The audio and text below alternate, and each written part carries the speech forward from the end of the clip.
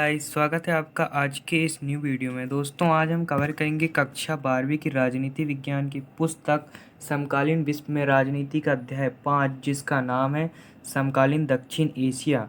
तो उसके most important point आज हम इस वीडियो में डिस्कस करने वाले हैं। तो गाइस, वीडियो को शुरू से लेकर लास्ट तक अच्छे ध्यान से देखिए। यदि आपको कोई भी डाउट, कुछ भी समझ नहीं आता है तो आप कमेंट करके बताइए।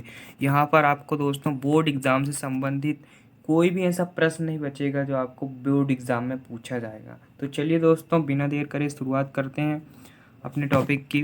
पहला टॉपिक है दोस्तों अपना, यानी कि पहला प्रश्न वन लाइनर प्रश्न है दोस्तों। ये कंपटीशन एग्जाम में भी पूछे जाते हैं। यदि आप 12वीं पढ़ रहे हैं और बाद में कंपटीशन एग्जाम देना चाहते हैं तो यहीं से बहुत सारे प्रश्न आपके तैयारी कहे तो आपकी यहीं से तैयारी आपको करना चालू कर देना चाहिए। ठीक है, तो पहला प्रश्न है अपना, भारत और पाकिस्तान के बीच शिमला समझौता कब हुआ? तो ये शिमला कहाँ है दोस्तों? शिमला अपने भारत में है। भारत और पाकिस्तान के बीच युद्ध चल रहा था तो एक समझौता कब हुआ दोस्तों? युद्ध नहीं होना चाहिए करके, तो जुलाई 1972 में ये समझौता हुआ। कब? जुलाई 1972। मेरे साथ भी बोलते चलिए, आपको याद हो जाएगा। बिल्कुल भी आपने पढ़ाई बिल्कुल भी नहीं किए हो तो आप मेरे लगातार वीडियो देखते होंगे तो आप अच्छे से अच्छे नंबर ला सकते हैं दोस्तों कक्षा 12वीं में। दूसरा प्रश्न है अपना, अफगानिस्तान दक्षेश का सदस्य कब बना? तो दक्षेश आप सभी जानते होंगे, सार्क जिसे कहते हैं इंग्लिश में। दक्षेश सार्क का फुल फॉर्म होता है south association for south Asian Association for Regional cooperation, इसका फुल फॉर्म होता है दोस्तों। तो अफगानिस्तान जो है दक्षेश का सदस्य कब बना? 2007 में। तो इसी प्रकार से दोस्तों अपन एनालिसिस करते हुए पढ़ते हैं ना, तो अपनी पढ़ाई ऐसा लगता है कि पुस्तक अपन से बात कर रही है। यदि पुस्तक आपसे बात कर रही है तो समझो आप सही मार्ग पर चल रहे हो, पढ़ाई में आपका ध्यान लग रहा है। ठीक, तीसरा है अपना पॉइंट, बांग्लादेश संकट कब हुआ था? 1971 में। जैसा कि आप सभी जानते होंगे, बांग्लादेश में युद्ध हो रहा था तो अपनी देश की सेना गई वहाँ पर और युद्ध हुआ तो बांग्लादेश को स्वतंत्रता मिल गई। कब? 1971 में। चौथा पॉइंट है, भारत और बांग्लादेश के बीच एक समझौता हुआ था गंगा जल बंटवारे का। मतलब गंगा नदी का जो जल है दोस्तों, तो वो पाकिस्तान कह रहा था कि हमें चाहिए, तो वो बांध बना ले रहा था यहाँ से। अब इंडिया ये बांध तोड़ दे रहा था तो इससे विवाद खड़ा हो जा रहा था बार बार। तो क्या हुआ, एक समझौते पर हस्ताक्षर हुए दिसंबर 1996 में। तो ये 30 वर्ष के लिए हुआ था दोस्तों। तो ये गंगा जल बंटवारा समझौता है। ठीक, पांचवा पॉइंट है, 18वां दक्षेश सम्मेलन कब हुआ? 18वां दक्षेश सम्मेलन नेपाल में हुआ था। दक्षेश यानी कि सार्क का सम्मेलन कहाँ हुआ था? नेपाल में। सिंधु जल संधि और ये गंगा जल संधि, सिंधु जल संधि। गंगा जल संधि किस किस के बीच हुई? भारत और बांग्लादेश के बीच। जबकि सिंधु जल संधि भारत और पाकिस्तान के बीच हुई। कब? 1960 में हुई दोस्तों ये सिंधु जल संधि। ठीक, आगे बात करते हैं हम सार्क की। तो सार्क अपन ने अभी पढ़े दक्षेश, दक्षेश का दूसरा नाम सार्क। यदि मैं गलत बोल रहा हूँ तो आप गूगल में भी सर्च करके थोड़ा कंफर्म कर लेना। ठीक, सार्क, तो सार्क दक्षिण एशिया का एक इम्पोर्टेंट क्षेत्रीय संगठन है, महत्वपूर्ण क्षेत्रीय संगठन है। आप देखेंगे तो ये पूरा समझो दुनिया है, दुनिया विश्व है, तो इधर एशिया महाद्वीप है, तो ये दक्षिण एशिया वाला जो क्षेत्र है तो यहीं पर सार्क एक महत्वपूर्ण क्षेत्रीय संगठन है। ठीक, सार्क का फुल फॉर्म क्या होता है? South Asian Association for Regional Cooperation. बार बार बोल रहा हूँ दोस्तों, एग्जाम में पूछे जाते हैं तो उन्हीं को मैं बार बार बोलता हूँ। आठवां क्वेश्चन है दोस्तों अपना, किस दक्षिण एशियाई देश में सर्वप्रथम सैनिक शासन स्थापित हुआ था? तो पाकिस्तान आप सभी जानते होंगे कि भारत से पहले एक दिन पहले पाकिस्तान को आज़ादी मिली और वहाँ पर सबसे पहले सैनिक शासन स्थापित हुआ था। यानी कि वहाँ पर कभी लोकतंत्र कायम हो जाता है तो कभी लोकतंत्र यानी कि सैनिक तख्तापलट, वहाँ पर सेना के जो अधिकारी लोग हैं तो वो शासन करने लगते हैं। तो सबसे पहले सैनिक शासन कहाँ स्थापित हुआ था? पाकिस्तान में। नौवा है, सार्क का सदस्य कौन नहीं है? चीन। चीन बाकी जो जिसे चाइना कहते हैं तो वो दक्षिण एशिया का अंग तो है परंतु सार्क का सदस्य नहीं है। ठीक, 10वां है, नेपाल में लोकतंत्र 2008 में वहाँ पर लोकतंत्र कायम हुआ और उसका संविधान जो है तो वो 2000 2015 को बनकर तैयार हुआ। तो अपने को दोस्तों यहाँ पर सभी पॉइंटों को लेकर चलना है, तो इस प्रकार से अपनी तैयारी सही बनी रहती है। तो नेपाल में लोकतंत्र 2008 में वहाँ पर कायम हुआ और उसका संविधान थोड़े समय के बाद यानी कि 2015 में बनकर तैयार हुआ। अब दूसरा पॉइंट है दोस्तों अपना, साप्टा पर 12वें दक्षिण सम्मेलन में हस्ताक्षर हुए। अब ये साप्टा क्या है दोस्तों? साप्टा ये SAFTA, इसके बारे में थोड़ा जान लीजिए दोस्तों। SAPTA south Asian free trade agreement, मतलब ट्रेड का मतलब आप समझते होंगे व्यापार, तो ये व्यापार है, तो ये बिना किसी कहे तो फ्री मुक्त व्यापार समझौता है ये, ठीक। तो साप्टा पर 12वें दक्षिण सम्मेलन में हस्ताक्षर हुए, आप याद रखना। तीसरा पॉइंट है अपना, दक्षिण एशिया के देशों में सबसे पहले श्रीलंका ने अपनी अर्थव्यवस्था का उदारीकरण किया। तो देखो श्रीलंका दक्षिण एशिया में है, तो उसने अपनी अर्थव्यवस्था का उदारीकरण किया, यानी कि विश्व के सभी देशों को उसने न्योता भेजा कि आओ और हमारे देश में व्यापार करो और हम भी आपके देश में व्यापार कर सकते हैं। तो ये श्रीलंका ऐसा देश है जिसने सबसे पहले अपनी अर्थव्यवस्था का उदारीकरण किया।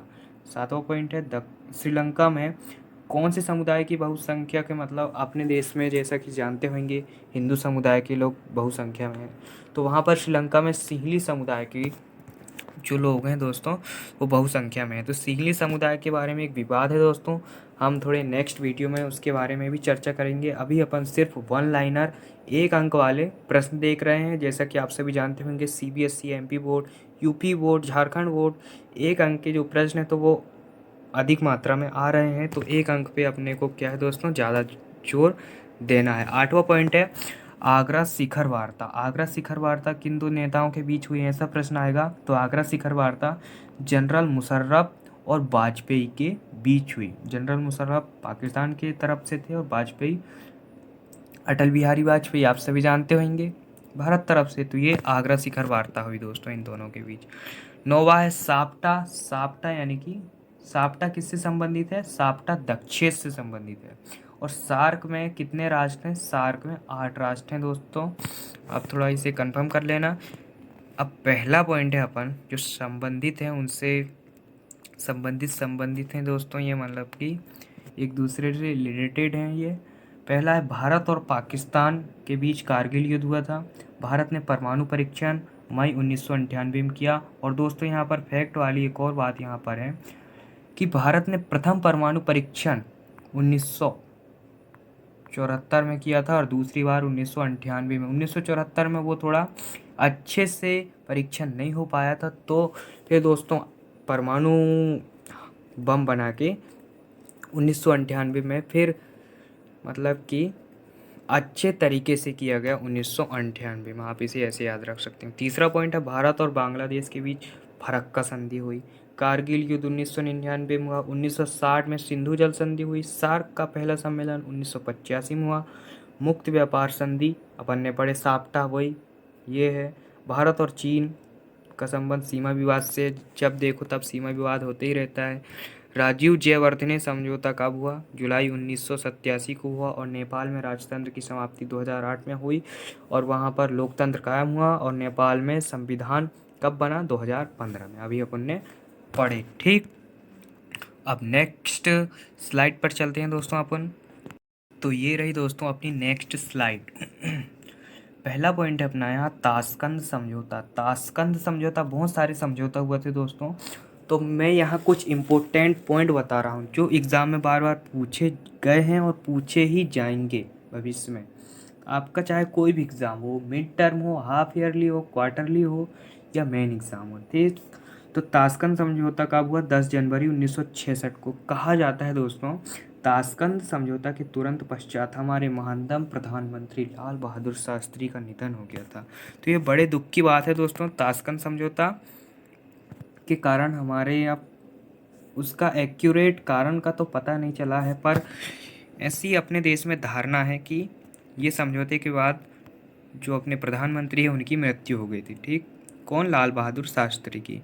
दूसरा पॉइंट है सियाचिन समस्या भारत और पाकिस्तान के मध्य है। सियाचिन समस्या यानी कि सियाचिन एक प्रकार का स्थल है, स्थान है, तो भारत और पाकिस्तान कहता है कि ये मेरा क्षेत्र है, पाकिस्तान कहता है, पाकिस्तान हड़पने की बात कहता है। तो सियाचिन समस्या भारत और पाकिस्तान के बीच। लिट्टे, लिट्टे दोस्तों liberation Tigers of Tamil Eelam, ये श्रीलंका में कहे तो कायम है, कायम था और इसे समाप्त कर दिया गया है। LTTE Liberation Tigers of Tamil Eelam, ये चाहता था दोस्तों कहाँ, श्रीलंका में। इसका उद्देश्य क्या था कि हमारे लिए तमिल लोग अपने देश से कहाँ गए थे, श्रीलंका काम करने के लिए। तो वो क्या कहते थे तमिल लोग कि हमारे लिए एक अलग देश बनाया जाए, लिट्टे। तो यही लिट्टे संगठन है दोस्तों। अगला पॉइंट है अपना, भारत द्वारा शांति सेना कहाँ भेजी गई थी, श्रीलंका में, यही लिट्टे के कारण। लिट्टे विरोध कर रहा था और वहाँ के जो सिंहली समुदाय है इनके बीच संघर्ष चल रहा था दोस्तों। भारत ये हो गया दोस्तों। श्रीलंका का बहुसंख्यक समुदाय सिंहली हो गया। बांग्लादेश अस्तित्व में कब आया, 1971 में, आप सभी को पता होगा। और सार्क का मुख्यालय कहाँ पर है, काठमांडू में। भारत और श्रीलंका में लोकतंत्र कायम है, बाकी कहीं कायम नहीं है। कहाँ कायम है, भारत और श्रीलंका में। बाकी जो दक्षिण एशिया के जो क्षेत्र है तो उनमें कहीं पर भी लोकतंत्र कायम नहीं है। कहीं वहाँ सैनिक शासन स्थापित हो जाता है, जैसा कि अफगानिस्तान देख लो दोस्तों अभी रिसेंटली, पाकिस्तान देख लो, और नेपाल देख लो, भूटान देख लो, बांग्लादेश देख लो। तो यहाँ पर जो है तो वो लोकतंत्र अच्छे तरीके से कायम नहीं हो पाता, परंतु भारत और श्रीलंका में लोकतंत्र अभी शुरू से लेकर अभी तक कायम है और भविष्य में भी ये कल्पना की जा रही है कि लोकतंत्र यहाँ पर रहेगा ही। अगला पॉइंट है अपना, दक्षिण एशिया का सबसे छोटा देश क्या है, दक्षिण एशिया का सबसे छोटा देश है दोस्तों मालदीव, आप ध्यान में रखना। दक्षेश, दक्षेश का फुल फॉर्म पूरा नाम पूछेगा तो आप बता देना, दक्षिण एशियाई क्षेत्रीय सहयोग संगठन, ठीक। दक्षिण एशिया में शामिल देश कौन कौन से हैं, अब देश देख लो दोस्तों, दक्षिण एशिया में कौन कौन से देश हैं। बांग्लादेश है, भूटान है, भारत है, मालदीव है, नेपाल है, पाकिस्तान है, श्रीलंका है। आप वीडियो को पॉज करके इनके नाम याद कर लो, एग्ज़ाम में भी पूछा जाता है।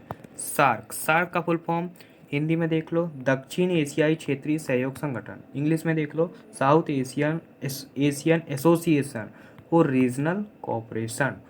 तो दोनों तरीके से आप नाम याद रखेंगे तो एग्ज़ाम में आप बिल्कुल अच्छे से लिख के आएंगे। तो दोस्तों जो एग्ज़ामिनर है, पेपर चेक करने वाला, वो आपको एक भी नंबर नहीं काटेगा। सुंदर राइटिंग से लिखे तो फिर क्या ही जवाब उसका कहना, ठीक। अगला पॉइंट है अपना साप्टा, साप्टा अपन ने पढ़े अपन ने अभी, दक्षिण एशिया मुक्त व्यापार समझौता। स्वतंत्रता प्राप्ति के बाद श्रीलंका को जातीय संघर्ष का सामना करना पड़ा, आप सभी जानते होंगे, मैंने बताया वही सिंहली समुदाय और तमिलीलम, लिट्टे, इसी प्रकार से। तो मैं थोड़े नेक्स्ट वीडियो में उसे अच्छे से समझा दूंगा। ताशकंद समझौता क्या है दोस्तों, ताशकंद समझौता भारत और पाकिस्तान के बीच हुआ था 10 जनवरी 1966 को, अभी अपने पढ़े हैं। अपने शास्त्री जी और जनरल अयूब खान वहाँ के जब राष्ट्रपति थे तो उनके बीच हुआ था, आप इनके नाम भी याद रख लेना, कर लेना दोस्तों। शिमला समझौता कब हुआ, शिमला समझौता हुआ 2 जुलाई 1972 को, इंदिरा गांधी और जुल्फिकार अली भुट्टो वहाँ की प्रधानमंत्री थी, कौन, जुल्फिकार अली भुट्टो। तो इन दोनों के मध्य शिमला समझौता हुआ था जुलाई 1972 में। ये बार बार आ रहा है दोस्तों, ये बहुत ही मोस्ट इम्पोर्टेंट है। शिमला समझौता कई बार पूछा जाता है और कई बार पूछा भी गया है और पूछा जाएगा। शिमला समझौता कब हुआ, 1972 में, बार बार कह रहा हूँ दोस्तों, इसे भूलना मत बिल्कुल। शिमला समझौता कब हुआ, 1972 में। मैंने कितने बार कह दिया, अब तक तो याद हो जाना था आपको और हो भी गया होगा, ठीक दोस्तों। यदि आप अब तक वीडियो में बने हुए तो पढ़ने वाले छात्र हैं, और पढ़ने वाले छात्र कभी भी पढ़ाई की वीडियो देखते हुए बोरियत महसूस नहीं होना चाहिए, क्योंकि उन्हें जीवन में आगे बढ़ना है, कुछ करके दिखाना है, अपने माता पिता का नाम रोशन करना है। अपना 10वां कहे तो 20वां पॉइंट है दोस्तों, भारत के पड़ोसी देश कौन कौन से, पाकिस्तान, चीन, बांग्लादेश, श्रीलंका, नेपाल, भूटान, म्यांमार, ये इत्यादि बहुत सारे हैं। फरक्का संधि, अब फरक्का संधि के बारे में जान लो दोस्तों आप थोड़ा बहुत। भारत और बांग्लादेश के बीच 1975 में मिट्टी में पानी की कम नमी होने के कारण यह संधि की गई, वहाँ फरक्का बांध का निर्माण किया गया। अब दोस्तों ये गंगा नदी है, ठीक, इधर बांग्लादेश हो गया, इधर इंडिया हो गया, है ना। बांग्लादेश, बांग्लादेश इधर होगा दोस्तों और इधर इधर समझ लो इंडिया और इधर बांग्लादेश है ना। तो क्या हुआ, मिट्टी में पानी की कम नमी है। यहाँ पर जो बांग्लादेश है दोस्तों, गंगा नदी यहाँ से गई है। यहाँ फरक्का नामक एक स्थान होगा शायद, मेरे इमेजिनेशन के हिसाब से। तो यहाँ की जो मिट्टी है वहाँ पर कम नमी होगी, मतलब पानी की बहुत ही कम मात्रा होगी। तो अपने इंडिया के लोग बहुत ही उदारीकृत होते हैं। उन्होंने क्या किया, बांग्लादेश को ये गंगा नदी का जो पानी है तो उसे यहाँ पर एक बांध निर्माण के लिए एक संधि समझौते पर हस्ताक्षर किया। यही फरक्का संधि दोस्तों, ये फरक्का संधि 1975 में हुई। ठीक, तो ठीक है दोस्तों, आज के लिए बस इतना ही काफ़ी है। और वीडियो देखने के लिए इसी प्रकार के हमारे चैनल को सब्सक्राइब कीजिए। और अधिक से अधिक दोस्तों, अपने चैनल को अभी ग्रो होने में बहुत टाइम लगेगा, तो टाइम तो नहीं पर आपके हिसाब से टाइम नहीं लगना चाहिए। आप सभी से सब्सक्राइब करवाइए, अपने दोस्तों को बोलिए कि यहाँ पर बिल्कुल विश्वसनीय कंटेंट प्रोवाइड कराया जाता है। जो प्रश्न बैंक यानी कि एमपी बोर्ड में जो प्रश्न बैंक जारी होते हैं तो उनमें कुछ उत्तर गलत होते हैं। यहाँ पर आपको एक भी उत्तर गलत नहीं बताया जाएगा, शायद ही कहीं एक दो गलत हो जाए तो, पर मेरे हिसाब से तो नहीं हो पाएंगे। तो ठीक है दोस्तों, मिलते हैं अगले वीडियो में। Thanks for watching.